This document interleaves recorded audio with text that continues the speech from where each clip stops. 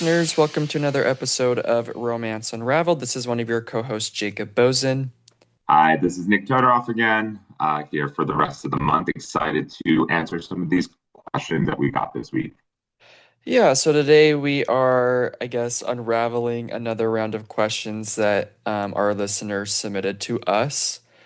We'll just get right into it. So, the first question that we received was: We've been dating for almost a year. Out of nowhere, he stopped replying to texts and hasn't answered my calls in 4 days. No fight, no explanation, nothing. Do I wait, show up, or move on? Well, do you want to take it first? I can. I've been thinking about this one because I actually had a friend that I interned with many moons ago who was in a similar situation. Now, I do think it's important to kind of ask a few questions. Obviously, they can't answer them right now, but I think it depends. If this is someone who asked this question, who are in their 20s, where things are a little bit more fluid, you're kind of figuring things out, not necessarily on a timeline. Is it a red flag? Most likely, regardless of what the age is, but you could probably give a little bit more credence to this person um, when you're in your 20s and if you're dating someone in your 20s, just because everything's a little bit more fleeting. In your 30s, you want to be a little bit more serious and intentional. And if someone's just ignoring you for 4 days, uh, I think that is not a good sign of behavior. But to go to the question of do I wait, show up, move on? Now, I'm just very curious on what show up means. Are we going to their house, I think so. apartment? I think If that is the case, I'm 100% on board with that because I am aggressive. I love confrontation. So give me the show up and say, where have you been? Why aren't you texting me? I think so you've been dating for a year. I think that's a substantial amount of time. Someone shouldn't be ghosting you. Yeah. However, I have seen this. So, like I was saying, I had a friend, when I interned, she was dating this guy throughout college. And the summer after they had graduated, he just ghosted her out of nowhere. Well, And this actually kind of happened with my ex as well, which I ended up finding out, which was why he had abandonment issues, that his ex ended up just ghosting him out of nowhere. And I guess this is the MO for some people that they think it's appropriate to just ghost someone. I think if you have to decide if how much emotion and feeling that you get out of this, if you are resolved in the relationship just ending, you move on. You don't show up, you don't wait, you got to live your life and just keep going. If you're someone who does need that closure, I would say show up. Like it is up to you to do what you feel like you need to end a chapter. And maybe you are in a mood where you do want to hear the other person out. So with a question like this, I think there's a lot of kind of follow-up questions. There are different ways to go about things. You just kind of have to ask yourself, where are you right now? How are you feeling about the relationship? Were there no signs? I guess there was no fighting, no nothing, but sometimes it's were there signs that you could think about to see where you're at? What are your thoughts, Jacob? well, since they've been dating for almost a year, my assumption is that they're exclusive, or at least I would hope they're exclusive if they've been dating for a year. I think that them not replying to them for 4 days is a huge problem. Um, I definitely think that's garbage and that they should show up. I don't think that they should wait, obviously, because they're ghosting Yeah, them. no waiting. I think they show up or do something in a way that like gives them closure or answers as to what is actually going on. Yeah, that sucks. Like I feel bad for this person. Um, Also, this person, you're going to be hearing this, I guess. So it's 4 days from when we received the question. It's going to be probably a total of a week to a week and a half by when this person hears the response. Definitely don't wait even longer than that. Hopefully, maybe something happened where he reached back out. If not, I would love to hear kind of what the resolution, what kind of path this person took, just because it really depends on the type of person you are. Some people don't like confrontation and so don't want to show up because they don't want to deal with that type of confrontation. They might be able to reconcile with, okay, he ghosted me, I'm just going to move on. I think Jacob and I are in agreement. Don't wait. Yeah. Yeah. Life's Okay. not going to wait for you. You shouldn't wait for someone who's clearly not giving you the time of day. Right. Especially after a year. Oh Okay. yeah. Let's move on to the second question. So this second question is probably going to be a little bit more geared towards Jacob. But what has surprised you most about doing the show, and what have you appreciated about it the most? That is a good question.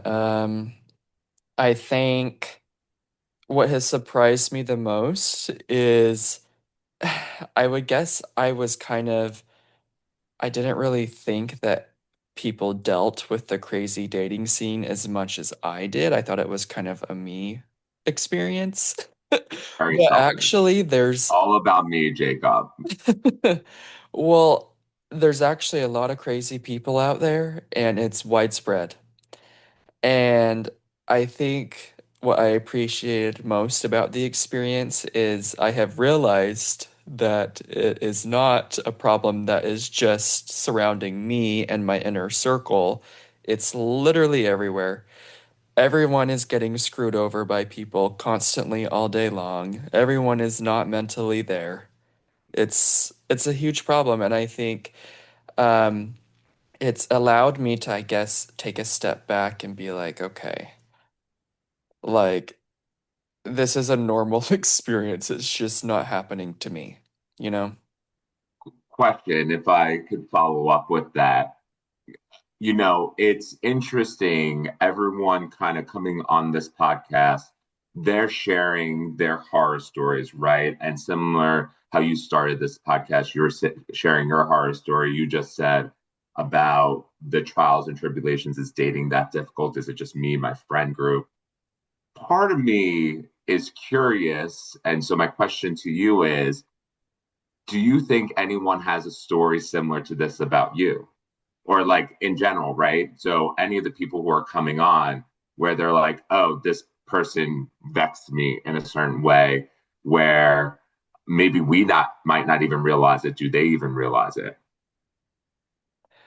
Yeah, I mean, I think I don't sometimes I feel like people don't even realize that that's even something that they're doing to somebody else.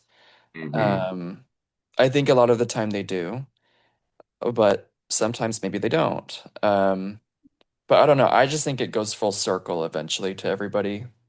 So the person that's screwing you over is going to be getting screwed by somebody else Well, eventually. And and that's the interesting part because it's like when does the cycle break? We could all agree that it's a pretty shitty cycle, but is it hardly ever a time where someone is solely just the victim? There are probably also times where we're all also guilty of the same things that we're complaining about. right. And it's like, at what point do we take responsibility? I remember when I was in my mid 20s and I went on a couple of dates with this one guy. He was very nice. We had good conversation, went to dinner a couple of times. And then after the second date, um, he I texted him saying, "Hey, I had a good time," and he responded with, "Hey, I just didn't really have any chemistry. Good luck to you." Instead of just ghosting someone, that could have Right. been a really easy thing to just ghost. I don't need to talk to that person, but I appreciate it. And I texted him back. I'm like, "Thank you for at least telling me, like, not everything's going to be a connection." For sure. And we need to be honest with ourselves when there's no chemistry and just be honest with the other person. Say, hey, there's not going to be, I don't feel the chemistry between us. And if we're on the receiving end of a message like that, don't fight it because then that creates a situation where people are like, you know what, it would have just been easier for me to ghost this person. Yeah. Yeah, I agree. Yeah. Okay. But On to our third. What's the biggest red flag you've learned to spot because of the stories on the show? I would say definitely we've had a ton of stories that highlight bad communication skills and that long distance relationships are typically a problem. So I think a lot of people today, especially the ones who are causing problems for other people, they don't know how to express their dislikes and needs, and so it ends up in ghosting, like we just discussed, or they end up, I guess, being having like a negative opinion of the other person. For the long distance thing, it just doesn't work. Like these lesbians out here seem to maybe make it work. Not these lesbians.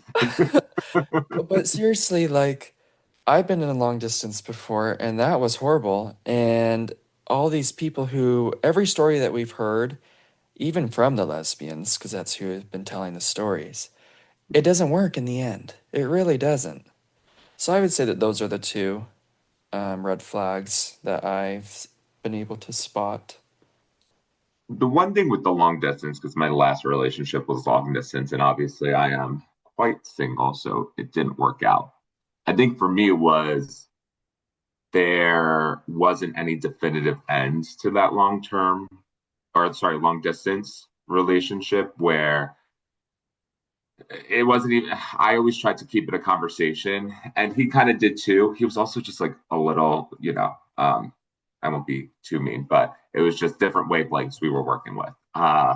So I think that was more so the issue than I think he had the intention of, remedying that situation, but it was always, I don't think he understood how to get from point A to point B with that topic. But as far as red flags that I don't know necessarily spotted on the show, but I do think the biggest thing that I have had conversations with a lot of my friends is we tend to hear what we want to hear when people are telling us things.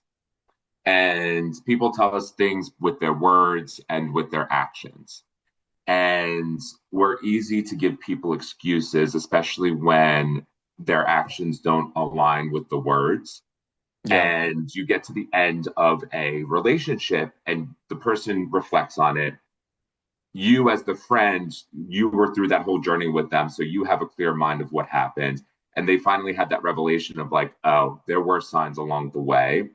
And so it's everyone has red flags. Everyone's going to have yellow flags. Everyone's going to have green flags. You're never going to meet someone. There's no perfect person out there that doesn't have a flag, right? So when you go into some of these situations and you realize, okay, this person isn't communicating the best way, it's a bit of a red flag. It's can you tell that to that person and are they able to receive it and then change behavior, right? So it's hard to just kind of go out and say, hey, these are the red flags, avoid these red flags. Now, there's caveats to that. If someone's abusive, run to the hills, like run away.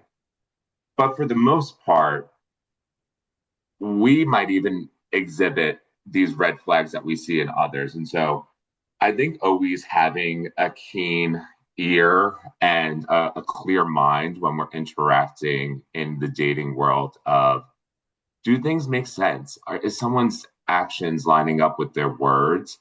Am I really listening to the things that they're telling me and not just the words that they're saying? And so Yeah. I think that's always kind of the biggest thing I kind of take away. Okay. Yeah. Okay, let's go to the next question. Yeah, next question. So, another relationship issue. I like these. My friend has been in a long term relationship for a few years now. Her and her partner are going to be moving out of the state together soon. My friend wants kids, but she doesn't want to have them with this specific partner. My question is if you know that you're going to be in long term conflict, should you break up with your partner or keep going? I'll give it over to you, Jacob. What are your thoughts? I think I am more of a long-term thinker when I'm dating. And so I think you most certainly need to break up with them because if having kids for you is something that is like a hard line and you already know that you're not going to want to have kids with this particular person, I think number one, you are making a move to another state. That's a big decision. Like that's huge. Like you don't do that for anybody or anything. Like you have to have something big for that to happen, at least in my mind.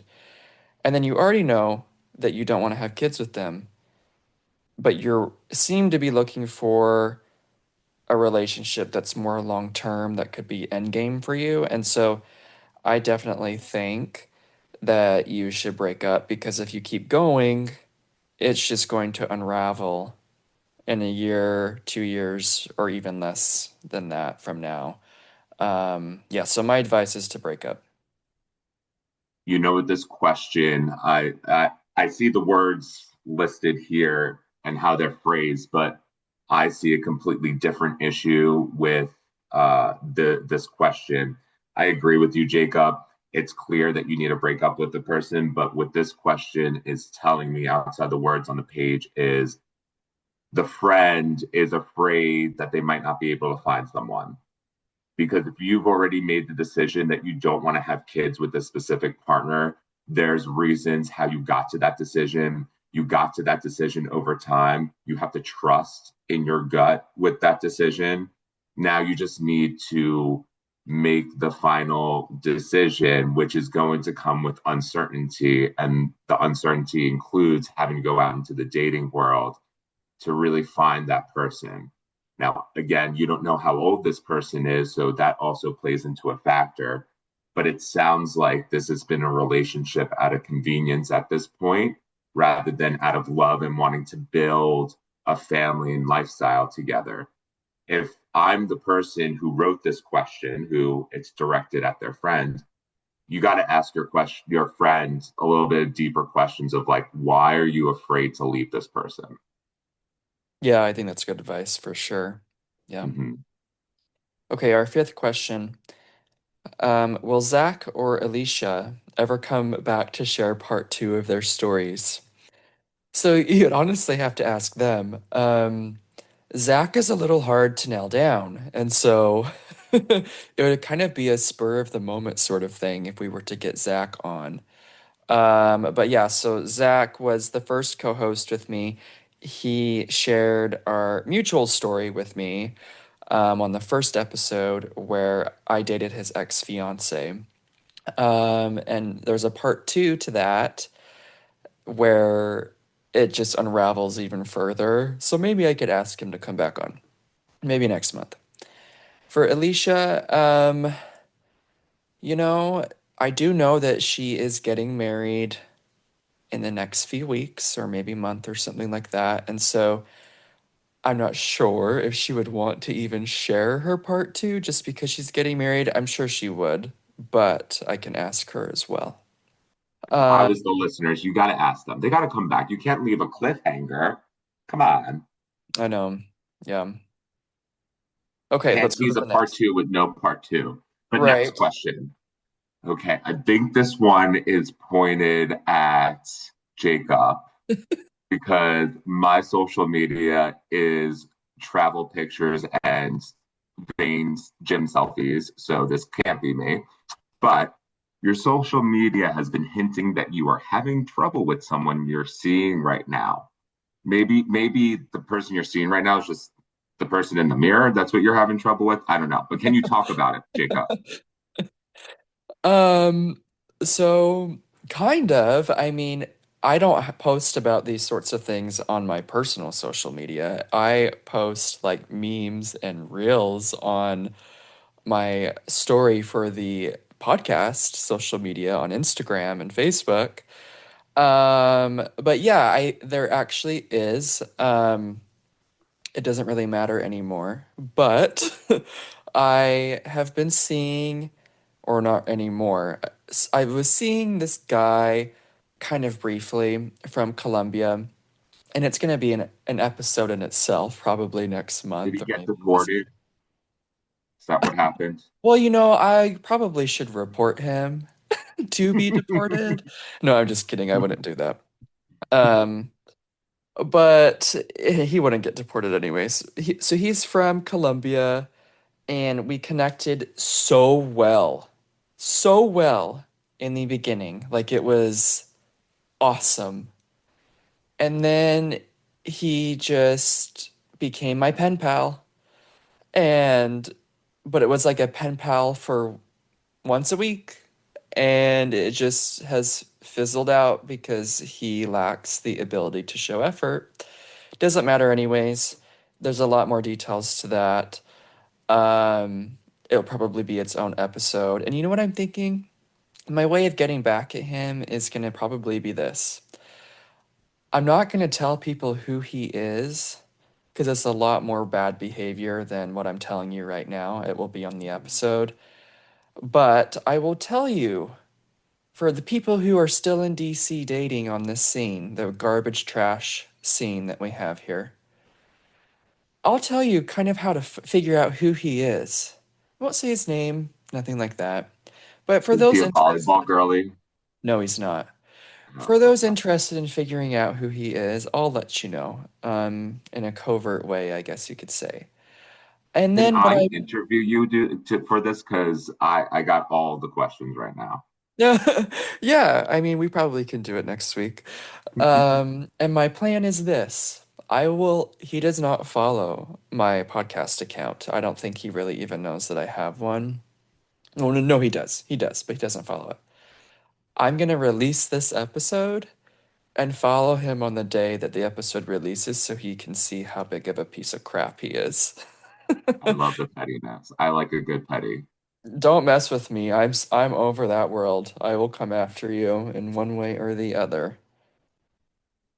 Okay. Our seventh question. I've been dating a guy for 3 months and things seem great, except he hasn't introduced me to any of his friends. Every time I bring it up, he says he's not ready. I've introduced him to mine. Am I overthinking or is this a red flag?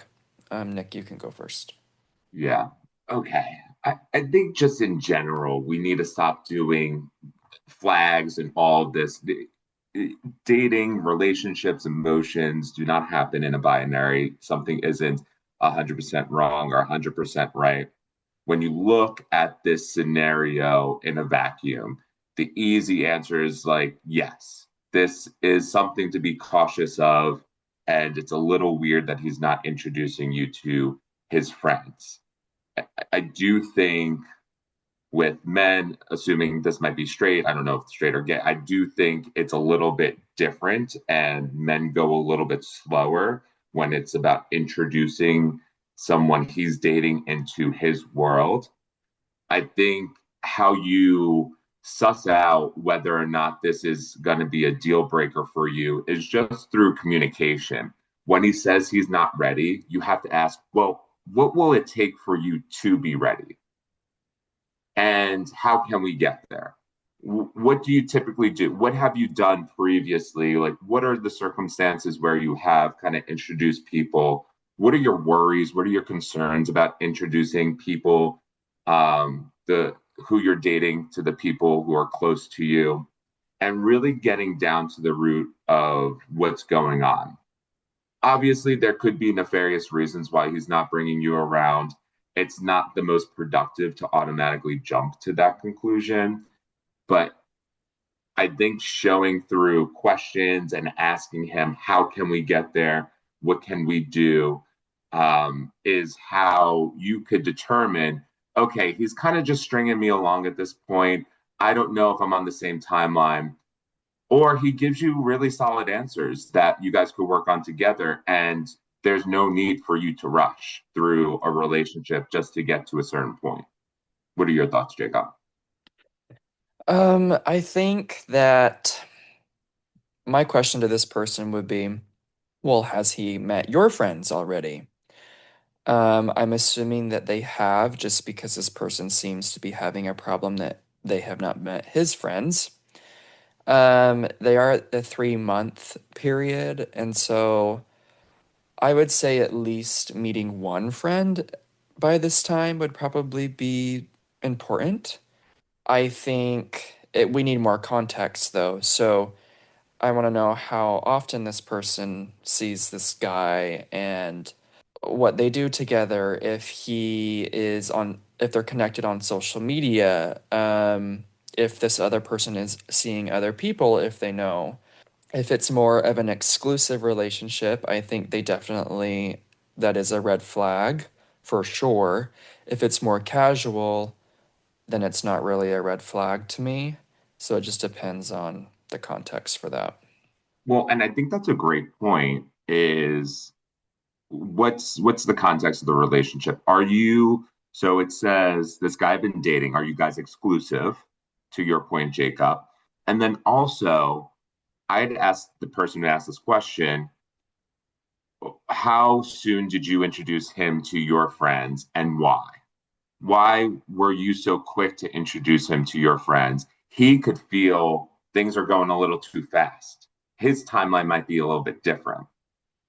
The only way you find that out is just asking questions. And just because a person is not doing the same actions you're doing or responding in kind like how you are and going along with your timeline doesn't make it a red flag. Everyone's different. You got to ask the questions to say, oh, okay, that makes sense. Or if someone is being evasive and elusive and aloof, to use all the SAT words that I know, then that kind of gives you your answer. Yeah, I agree. Okay, let's do the next. Great. What's the most common mistake you see people make in relationships? I am going to draw the battle lines on this one, and it's going to be very simple. The most common mistake, especially in the gay world and honestly the straight world now, is opening your relationship.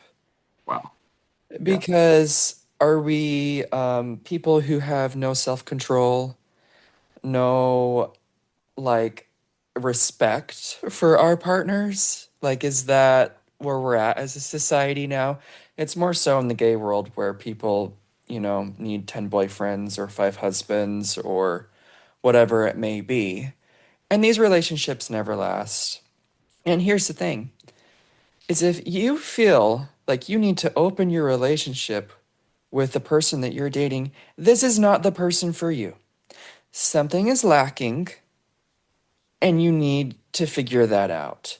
The solution to the problem isn't, oh, let's avoid the actual problems that are going on and the lack of connection that we have on whatever level that may be, and go and find it somewhere else for a rush of pleasure or whatever it may be.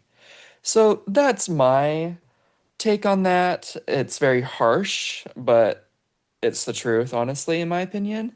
And people need to stop doing open relationships. I'm very much against that. This is an area where we have a lot of agreement. And oftentimes, when people open up their relationships, I've always heard, well, I really love this person and I don't want to hold them back from experiencing all that they want to experience in life. And a lot of other reasonings why they want to open a relationship that might sound logical and might make sense in a vacuum. I think with people nowadays, especially in the gay community, it's hard to understand the concept and purpose of a relationship. To me, a relationship has always been uh, the sum of part, or sorry, the sum is greater than its parts, which means the two together should be something better than what they are individually. That could only happen through sacrifice. So we have to be Exactly. able to sacrifice something in our life in order to build something up. This happens in all parts of our life. We have to sacrifice our free time to work during the day so we can have money and live the lives that we want to live, right? Every day we're making choices between one thing or another, showing what we want to do in our lives to get us to that ultimate end goal.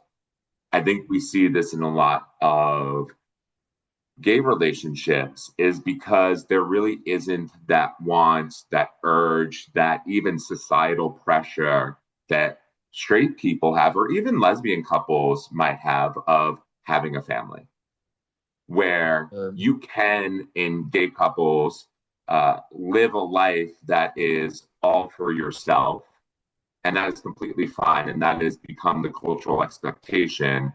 And that if you do want a family, it's almost like you're ostracized, of like, why would you want to give up your freedom for what, right? I mean, we call straight people breeders as though it's a lower class of human than what we are, right? And it's a funny quip every now and then, but when you get down to the root of it, there's some people who have great vitriol against straight couples. And I think it's because they're just upset that they can't experience a lot of the things that happen in a straight relationship. And I think that's probably the biggest thing that I find as an issue when I go through my dating experience of it's hard for me to connect because people don't understand that. And yeah. Yeah, I 100% agree with them. There are gay couples though that I mean there's many, I think, that actually have families and do that world and are committed to each other. There's obviously a lot of that, but it's becoming more of a problem to be more open, or like there's more pressures to be open and they will paint you as a selfish person if you're not open, which is absolutely crazy to me. Anyways, Well, I'm going to be selfish because sorry, I'm going to be possessive over the relationship I have because I want to keep it. Sometimes it's like when the plane is going down, you got to put your mask on first before you put on the mask beside you, right? As a culture, we can't help each other until we're willing to do the work of what it takes to do what you need in your own household. And people who project that type of pressure onto others, they're just trying to find validity in their life choices. And I think that's all with a lot of the gay community is about. There's such a lack of trying to find your individual id and your personal identity that we attach ourselves into these cultural norms, bears, twinks, whatever you want, right? And that's how we find our identity, but it's all surface. No right, one does the work to kind of get down. And the people who do, you do see them in successful relationships that are closed. Now, if you're in like your 50s or 60s and one person wants to still have relations and the other one doesn't, and you live together for 20, 30 years and you don't have kids, whatever, that's a different story. But if you're in your 20s and you're married in an open relationship, why? Why are you right. married? That just Or sounds legal fees for when you get a divorce. or even in a relationship, I just can't. Like, I have no tolerance for it. I just really don't. And a lot of my friends here are in these types of open relationships, and I'm friends with them. Like, I'm not rude to them about it. But it's like, do you really not have any self-control? Like, is it really that bad? You know? Anyways, let's go to the next question. Yep. So this one should Um, be pretty quick. Jacob, this is going to be one for you since this is your podcast. How do you find and vet people who come on to share their stories? How can we express interest? it's really easy actually. I just pretty much ask people like out when I'm out socializing or whatever I'm doing, volleyball, whatever. I just they know that I have the podcast, and if we talk about it, I just ask them if they have any crazy stories, and then I bring them on. If it doesn't happen that way, people have messaged me on the podcast account on social media, and they have just told me that they wanted to tell their story, and I asked them what their story is, and we get them scheduled and come on. It's super easy. Of course, we always need more stories. So if you do want to come on, just message me. Our last question is, if you could give your younger self one piece of relationship advice, what would it be? Nick, you can take that first. So that one is pretty easy for me. It would probably be just to be a little bit more open when I was in my 20s. Now, also, I was very aloof, running around, usually shirtless. Who knows? I don't know. I was probably stumbling around. And yeah, I mean, I'm still a bit closed off, high wall, typical situation. Um, but I was probably even more so and not willing to give people chances in my 20s, which could have prevented not necessarily me finding my person, but me going through that experience of finding out what qualities and characteristics I do want to find in a person, right? I think what's important for all of us to understand that not every dating experience is going to be a successful one in the terms of we're going to get married and have our happily ever after. But just because you break up with someone doesn't mean you didn't have a successful relationship. We encounter people to learn things from them, and not everyone's meant to be in our lives for our entire lives. So if you're able to leave a relationship and say, you know what, this person did have some really great qualities and treated me a certain way that I really enjoyed to be treated, I want to find something similar to that in my next one. Now, these are a few of the things that I didn't like, and this is what I don't want to find in my next one. And so when you take the pressure off of yourself of saying, oh, I hope this person's going to be my person, rather than what am I going to experience with this person? What am I going to learn from this person? What am I going to take from this, interaction? And uh, I think when you have that perspective, it allows things to happen naturally and how they should, rather than putting pressure and forcing things into situations that end up ending things.